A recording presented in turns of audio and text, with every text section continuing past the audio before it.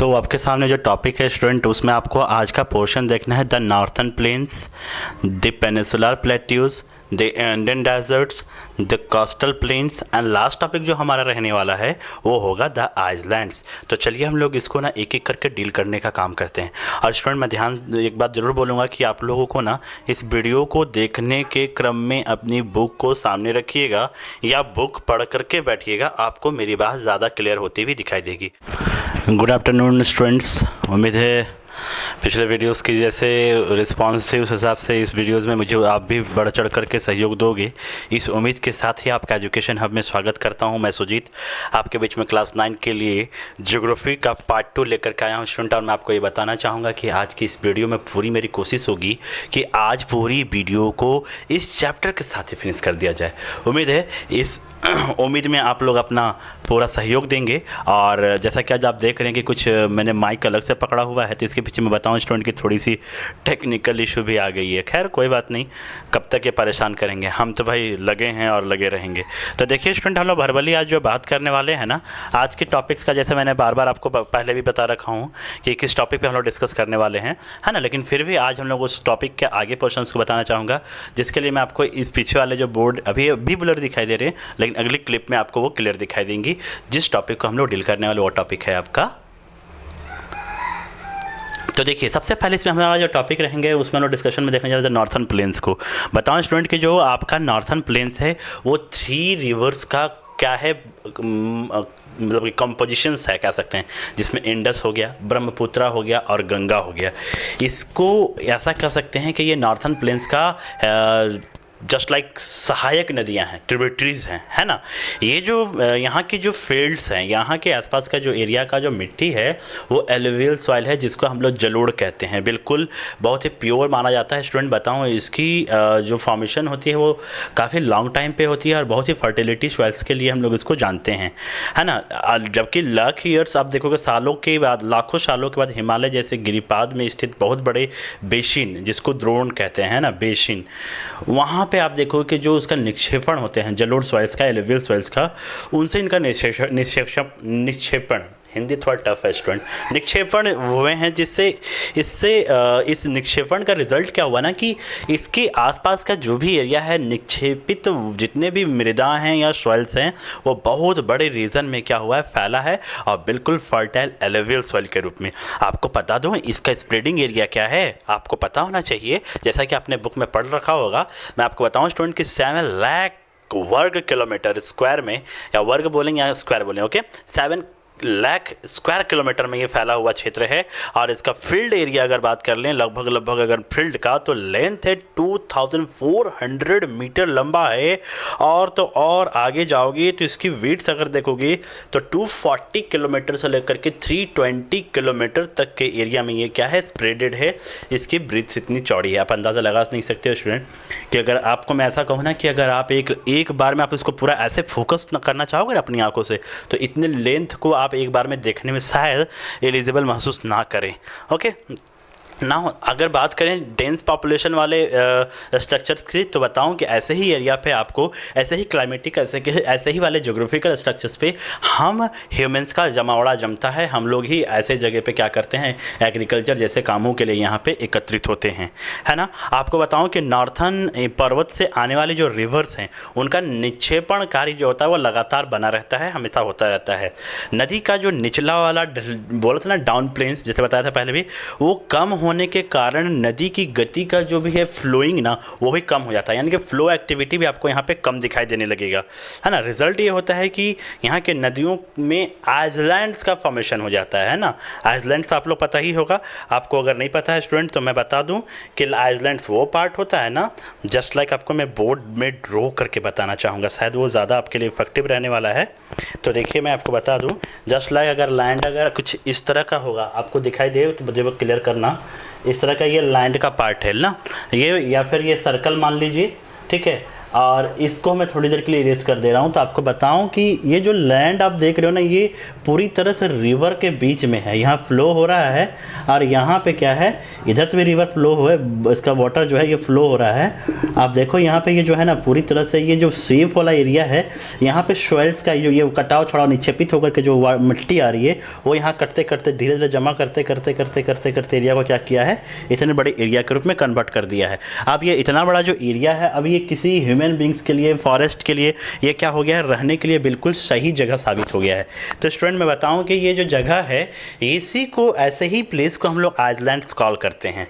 ठीक है, चलिए आगे ही बताऊँ कि ऐसे जहाँ से फॉर्मेशंस रिवर्स का होता है तो वहाँ तो जनरली एक ही रिवर का कंसेप्ट देखने को मिलता है, लेकिन आने वाले टाइम में आप देखोगे जैसे जैसे रिवर्स वो ट्रैवल करती चली जाती है ना, उसके ब्रांचेस, उसके जो ट्रिब्यूटरीज हैं, ट्रिब्यूटरीज जो सहायक नदियाँ हैं, वो उनके ब्रांचेस अलग अलग रिवर के रूप में या अलग अलग डायरेक्शंस में वो क्या होती हैं, बटना स्टार्ट हो जाती है। मतलब ये कह सकते हैं कि एक रिवर का सपोर्टिव रिवर्स बहुत सारे रिवर्स हो सकते हैं और ये इसी तरह से बाकायदा क्या होता है, बढ़ती चली जाती हैं, है ना।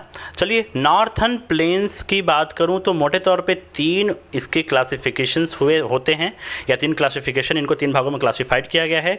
नॉर्थर्न प्लेन्स में वेस्टर्न पार्ट को पंजाब का फील्ड या पंजाब प्लेट्यू कहा जाता है, पंजाब प्लेन्स कह सकते हैं ना, पंजाब का मैदान कह सकते हैं हिंदी में। इंडस की बात कर लें तो इसकी जो है ट्रिब्यूटरीज हैं, उनके द्वारा जो भी बनाए गए ट्रिब्यूटरीज हैं, इस फील्ड में बहुत बड़ा जो एरिया है, ये जो ऐसा कह लो ना कि जो भी इंडस का बहुत बड़ा एरिया है ना, आज प्रेजेंट टाइम में पाकिस्तान के हाथ में। स्टूडेंट आज़ादी से पहले अपने इंडिया में था, लेकिन बहुत ये विचित्र विडंबना है कि आज हमारे साथ वो ये लैंड का स्ट्रक्चर हमारे साथ नहीं दे पा रहा है ना। ये सिर्फ हम हम नहीं कह सकते, लेकिन फिर भी उस टाइम के कुछ शरारती कुछ पॉइंट्स थे जिसको लेकर के किया गया डिमांड था, और उसके कारण ही आप जानते होंगे कि इंडिया और पाकिस्तान 2 भागों में बना, है ना। तो बाद में जो भी है वो तो अब जो एक्चुअल है उसको हम लोग देख ही रहे हैं, लेकिन इतना अच्छा एरिया जो है ना हमारे हाथ से चला गया, ये थोड़ा सा हमारे लिए कुछ एक अच्छा पॉइंट्स नहीं कह सकते हैं। फिर भी ओवरऑल है तो अपने बच्चे के पास, दूसरे के पास है नहीं, तो इतना टेंशन नहीं लेना है ना।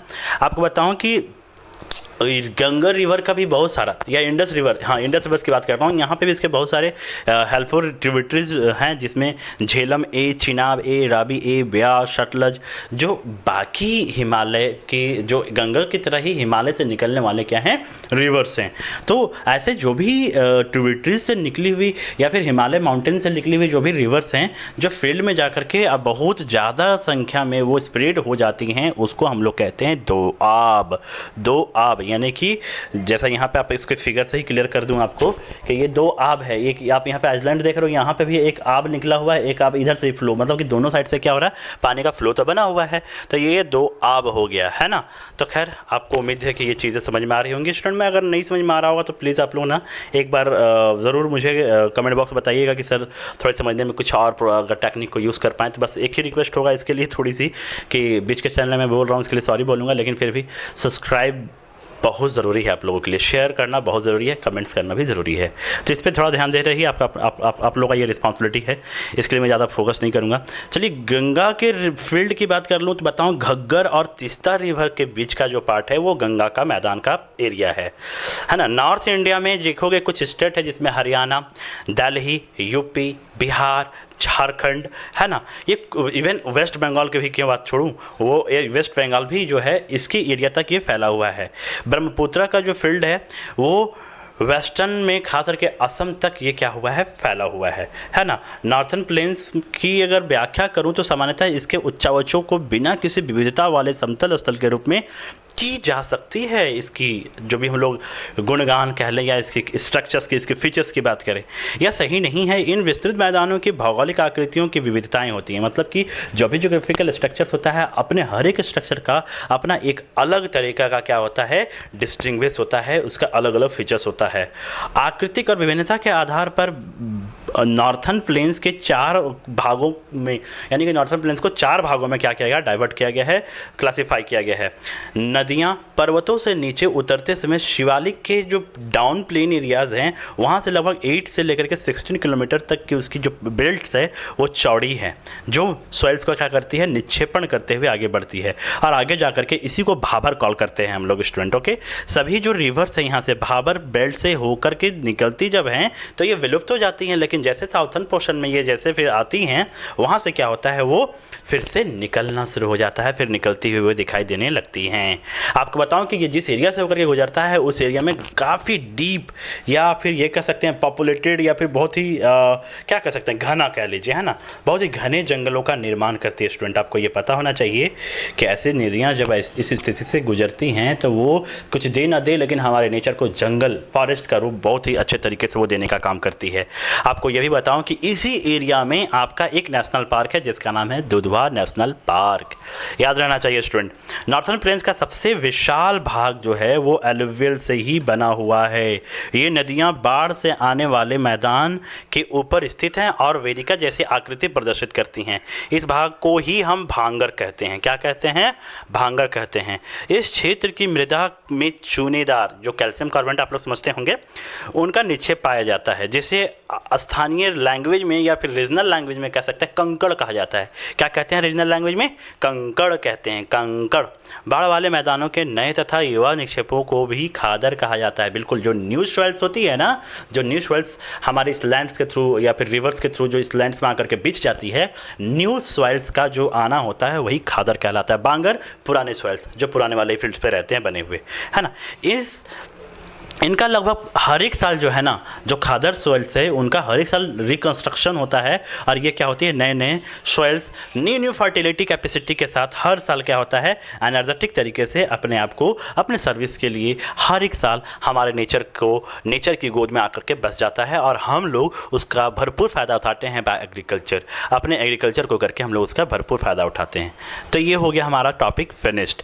नेक्स्ट टॉपिक जो हमारा रहने वाला है द पेनिसुलर प्लेट्यू।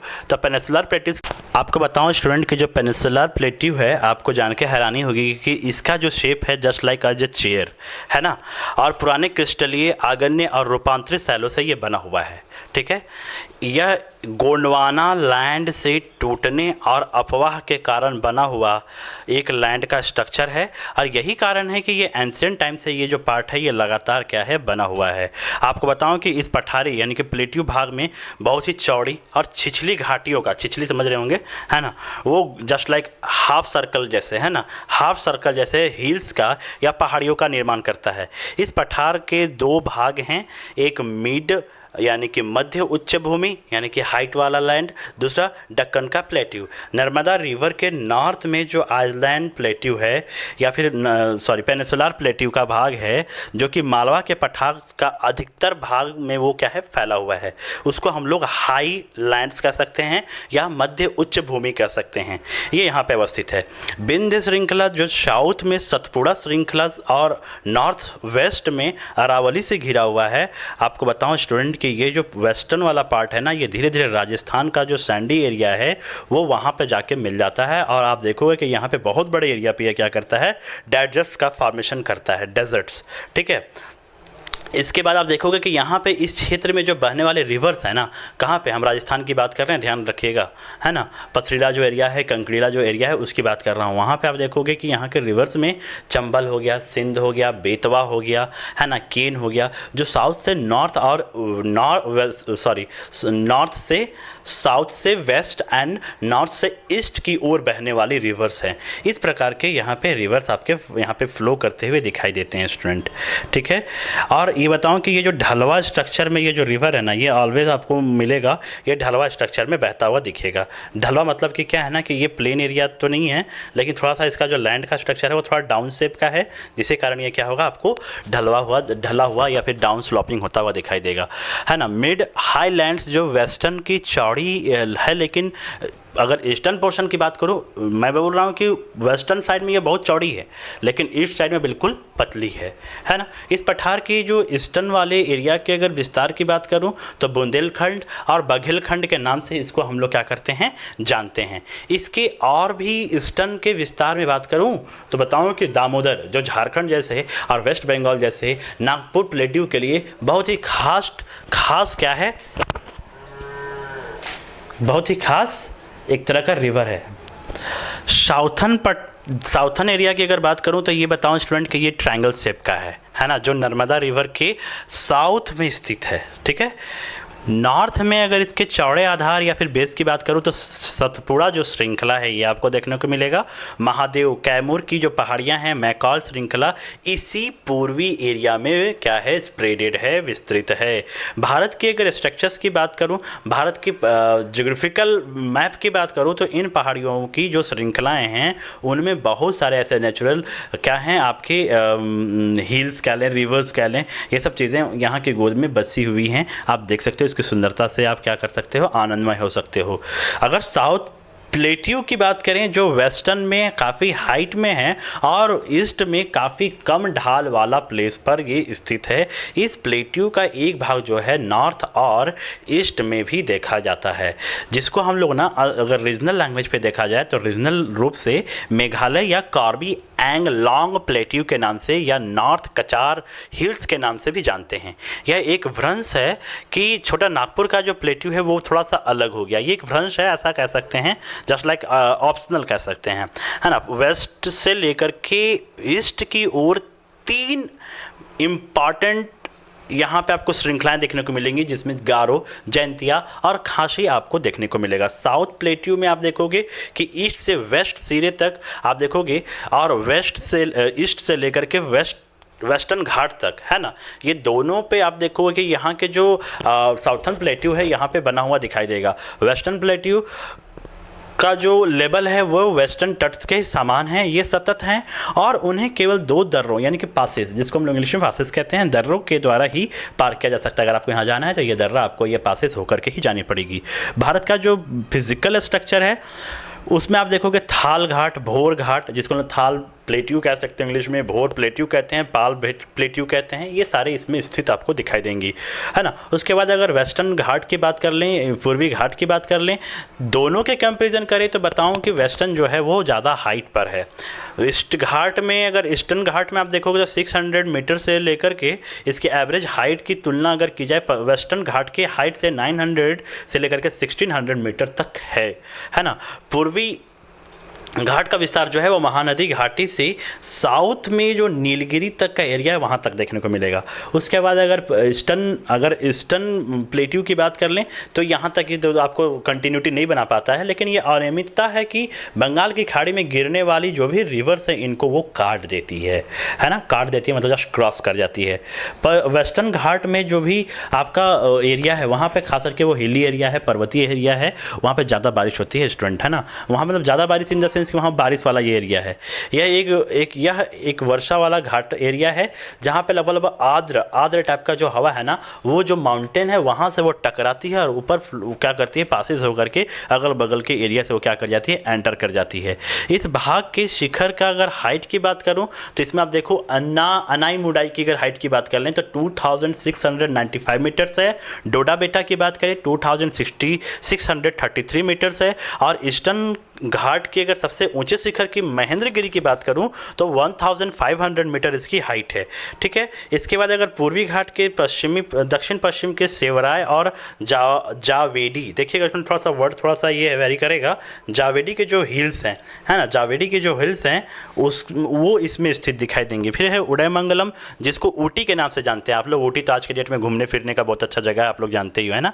और कोडकनई कनाल, एक सेकेंड, कोडी कनाल, सॉरी हाँ स्टूडेंट, अब एग्जैक्ट इसका प्रोनाउंसिएशन है मेरे पास। कोडी कनाल जैसे जो फेमस हिल्स हैं वो इसी आपके एरियाज़ में दिखाई देते हैं। फिर से बात करूं, प्रायद्वीपीय पठार की एक विशेषता यह भी पाई जाने वाली है कि यहाँ पे जो सॉइल्स है ना वो ब्लैक सॉइल्स है, मतलब काली मिट्टी का यहाँ पे जो है काफ़ी ज़्यादा एरिया या फिर प्लेट्स कह सकते हो या बेल्ट कह लेते हो, ब्लैक सॉइल्स का ये बेल्ट कह सकते हो, है ना, जिसको हम लोग डेक्कन ट्रैप के नाम से भी जानते हैं। इसी ब्लैक सॉइल्स के जो एरिया हैं इसको हम लोग डेक्कन प्लेट के नाम से जानते हैं।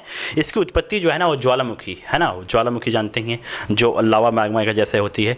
इसकी जो शैल हैं आगन्य उससे हुए हैं। वास्तव में इन शैलों का समय के साथ अपर्दन होता है, तो मतलब कटाव छटाव जो है वो बना रहता है, जिसमें काली मृदा या काली मिट्टी का निर्माण इसी कटाव छटाव के कारण ही पॉसिबल हो पाता है स्टूडेंट। अरावली की जो पहाड़ियाँ हैं वो प्रायद्वीपीय पठार के पश्चिमी और वेस्टर्न और नॉर्थर्न के किनारे पर स्थित एरिया है। ये बहुत ही अधिक अपर्दित यानी कि कटित और कटने छटने मतलब कटिंग छटिंग वाला एरिया हो चुका है। ये गुजरात से लेकर के दिल्ली और साउथ वेस्ट से लेकर के नॉर्थ ईस्ट के डायरेक्शन में ये फैला है, ये रचा बसा है। उम्मीद है आपको ये क्लियर हो गया होगा। तो ये टॉपिक भी हमारा फिनिश हो गया स्टूडेंट। अगला जो टॉपिक हमारा है वो द इंडियन डेजर्ट्स। तो चलिए द डेजर्ट इंडियन को देखें या द इंडियन डेजर्ट को देखें। अरावली पहाड़ी से लेकर अरावली पहाड़ी की जो या अरावली हिल्स के जो पश्चिमी या वेस्टर्न पर जो थार का डेजर्ट है वहीं पे आपका स्थित है द इंडियन डेजर्ट्स। या बालू के बॉक्सेस के स्ट्रक्चर के जैसे दिखाई देता है स्टूडेंट, है ना। इसकी जो फील्ड्स है ना वो जस्ट लाइक सैंडी बॉक्स के जैसा दिखाई देता है ना। इस क्षेत्र के प्रति लगभग हर एक ईयर अगर यहाँ पे अगर इस एरिया में अगर देखा जाए तो ईयरली रेनफॉल जो है 150 mm के आसपास होती है ना। और यहाँ पे शुष्क जैसी जलवायु या फिर क्लाइमेट एरिया जो है यहाँ पे ऐसा कर सकते हैं कि यहाँ बहुत कम रेनी है। और यहाँ पे अगर आप चाहोगे कि वनस्पति का प्रोडक्शन देखना या वनस्पति का जो रोल है वो कितना है तो बताऊँ कि यहाँ पे बहुत कम है, क्योंकि यहाँ पे जिस हिसाब से यहाँ पे आपको रेनी होनी चाहिए किसी भी वनस्पति जगत के लिए, उससे भी एवरेज यहाँ की जो रेनी एवरेज है वो बहुत ही कम है। बरकान, जिसको अर्धचंद्राकार बालू का टीला कहते हैं, किसको? बरकान को। बरकान लगभग हाफ मून के शेप का है ये, ठीक है। का विस्तार बहुत अधिक क्षेत्र पर हुआ है, लेकिन लंबवत टीले भारत और पाकिस्तान के समीप प्रमुखता से पाए जाते हैं। या आप जैसलमेर जैसे आप जाते हो तो आप बरकान को देख सकते हो, यानी कि जैसलमेर से ये काफ़ी क्लोज एरिया होगा, ऐसा हम लोग अंदाज़ा लगा सकते हैं ना। कभी मौका मिले तो स्टूडेंट आप लोग ज़रूर जाइए, है ना। ऐसी चीज़ों को जो रोमांटिक चीज़ों को हम लोग पढ़ रहे हैं, इन चीज़ों पे थोड़ा सा ना हम लोग लाइव कभी हो पाएँ, ऐसे जगह पे हम लोग अगर रह पाएँ और उन चीज़ों को एक एक करके डील करें ना, तो माय गॉड मैं बताऊँ ना बहुत मज़ा आ जाएगा पढ़ने में, ठीक है। तो इसके साथ ही ये टॉपिक हमारा फिनिश हो रहा है स्टूडेंट। नेक्स्ट टॉपिक जो हमारा रहने वाला द कोस्टल प्लेन्स। तो हम लोग द कोस्टल प्लेन्स को देखेंगे। प्रायद्वीपीय पठार के किनारे कोस्टल प्लेन्स के किनारे जो संकीर्ण तटीय पट्टियों का विस्तार है या पश्चिम में अरब सागर से लेकर के पूर्व में बंगाल की खाड़ी तक का एरिया इस पे क्या है, स्प्रेडेड है ना। उसके बाद पश्चिमी तट की बात करें, पश्चिमी घाट और अरब सागर के बीच के स्थित एक संकीर्ण मैदान है। इस मैदान का 3 भाग है। तट के उत्तरी भाग को कोंकण, मुंबई या गोवा, है ना, मुंबई और गोवा पे यहाँ पे देख सकते हो। मध्य भाग में या मिड भाग में कन्नड़ मैदान, है ना। और दक्षिणी भाग में मालाबार का तट जिसको हम लोग कहते हैं, वही सारे ये तीनों एरिया यहाँ पे क्या हैं आपको दिखाई देंगे। बंगाल की खाड़ी के साथ आप देखो कि विस्तृत मैदान जो काफ़ी चौड़ा और समतल एरिया है, प्लेन एरिया जिसको, है ना, जिसको प्लेन एरिया कह सकते हैं। उत्तरी भाग में आप देखोगे यानी कि नॉर्थ भाग में इसके जो इसके उत्तरी वाले या नॉर्थ वाले पार्ट हैं, इसको नॉर्थन गवर्नमेंट के नाम से भी यहाँ के लोग कहते हैं, या फिर इस रीजन में इसको नॉर्थन गवर्नमेंट के नाम से कहा जाता है, कॉल किया जाता है। जबकि साउथर्न पार्ट की बात करें तो कोरोमंडल, इस तट का नाम कोरोमंडल है ना। उसके बाद अगर आगे बात करूं यहाँ के रिवर्स की, तो वो महानदी हैं, गोदावरी, कृष्णा, कावेरी, है ना, जो बहुत बड़े बड़े डेल्टास का फॉर्मेशन करता है। आपको बताऊं डेल्टास कैसा होता है। Deltas just like triangle shape, है ना, ये ट्रायंगल शेप। बारिश जो पानी जो जितने भी आपके रिवर्स के जो पानी का कटाव छटाव होता है ना, गिरने से हाइट के बाद यहाँ पे वो सामने भी तो गड्ढा कर देता है, लेकिन कुछ देर जा करके वो क्या करता है, मिट्टी का ट्रायंगल शेप आपको दिखाई देने लगेगा। आपका दुनिया का सबसे बड़ा डेल्टा आप लोग जानते ही होंगे स्टूडेंट, सुंदरवन डेल्टा दुनिया की सबसे बड़ी डेल्टा है, जो अपने लगभग अपने अगल बगल अपने इंडिया के ही अंडर में ये आने वाला क्या है, डेल्टा है। आगे बात करूं चिल्का, है ना, ये आपके ईस्ट तट पर स्थित महत्वपूर्ण जियोग्राफिकल स्ट्रक्चर का एक अद्भुत नज़ारा आपके ये दिखाई देने वाले एक क्या है, चिल्का लेक है। नाउ नेक्स्ट टॉपिक हमारा जो है द आइसलैंड। ये बहुत ही छोटी टॉपिक, और छोटी टॉपिक नहीं कह सकते, लेकिन बहुत ही इंटरेस्टिंग टॉपिक है। आप पहले भी देख चुके हैं कि भारत के मुख्य स्थल अत्यधिक बहुत ही मतलब ब्रॉड लेवल का है, बहुत ही बड़ा स्ट्रक्चर है। इसके अतिरिक्त भारत का 2 आइसलैंड ग्रुप में इसको बांटा गया है ना। अब आप लोग इस आइसलैंड्स की बात कर रहे हैं तो आप लोग इस आइसलैंड्स को बहुत अच्छे से पहचानते हो स्टूडेंट, जानते हो। उम्मीद है आप लोग इसके नाम भी बता सकते हैं। आपके बुक में ये आपका दिया हुआ है। केरल के मालाबार तट के पास स्थित जो लक्षद्वीप है उसको तो आप लोग जानते ही होंगे, है ना, एटलीस्ट ये तो जानते ही होंगे। और आइसलैंड्स के समूह जो छोटे छोटे प्रवाल द्वीपों से बना है, पहले इनको ना ये जो आज हम लोग जो नाम दिए हुए हैं लक्षद्वीप, है ना, तो इसका नाम एक टाइम पर लक्षद्वीप हुआ करता था, मिनिकाय और एमीन द्वीप के नाम से इसको हम लोग जानते थे। ये अब 1973 में इनका नाम जो है लक्षद्वीप रख दिया गया स्टूडेंट। और आपको बताऊं, यह जो इसका जो एरिया है ओनली 32 किलोमीटर स्क्वायर पे ही फैला हुआ है। ये बहुत ही छोटी एरिया पे फैला हुआ आइसलैंड है स्टूडेंट। फिर भी बात कहूँ, ये बहुत ही फेमस है, बहुत ही अपनी क्वालिटी, अपने स्ट्रक्चर्स या फीचर्स के कारण ये बहुत पूरी दुनिया में पॉपुलर है स्टूडेंट, है ना। कावारती जो आइसलैंड्स है, लक्षद्वीप का जो है एडमिनिस्ट्रेटिव हेडक्वार्टर्स है ना। जो कारावती आइसलैंड्स है वो लक्षद्वीप का क्या है, एडमिनिस्ट्रेटिव कैपिटल है स्टूडेंट। इसको थोड़ा ध्यान रखिएगा, ये 1 मार्क्स क्वेश्चन में बहुत इंपॉर्टेंट हो जाते हैं ना। इस आइसलैंड समूह पर जो पादप या जंतु हैं यहाँ के, वो बहुत ही प्रकार मतलब कि बहुत डिफरेंट टाइप्स के यहाँ पे क्रीचर्स पाए जाते हैं। जिसमें देखोगे पिटली आइसलैंड्स, अगर बात कर लूँ पिटली आइसलैंड्स, जब एक तरफ आप देख रहे हो कि यहाँ बहुत ही क्रीचर्स का भरमार भरा पड़ा है, तो आप देख सकते हो कि पिटली आइसलैंड्स की बात करूँ तो यहाँ पे ह्यूमन नाम का कोई भी एक चीज़ या अभ्यारण्य जो इसके सेफ्टी कंजर्वेशन के लिए होती है वो यहाँ पे नहीं पाई जाती है स्टूडेंट, है ना। आप बंगाल की खाड़ी में नॉर्थ से साउथ की तरफ फैले जो आइसलैंड्स की जो श्रृंखला है उसकी ओर ध्यान दीजिए कि अंडमान एवं निकोबार द्वीप आपको दिखाई देने लगेंगे, है ना। ये द्वीप समूह जो हैं आकार में बहुत बड़े हैं, हालांकि स्ट्रक्चर वाइज अगर बात किया जाए तो ये बहुत बड़े हैं और बहुत ही अलग अलग एरियाज़ में ये बिखरे पड़े हुए हैं।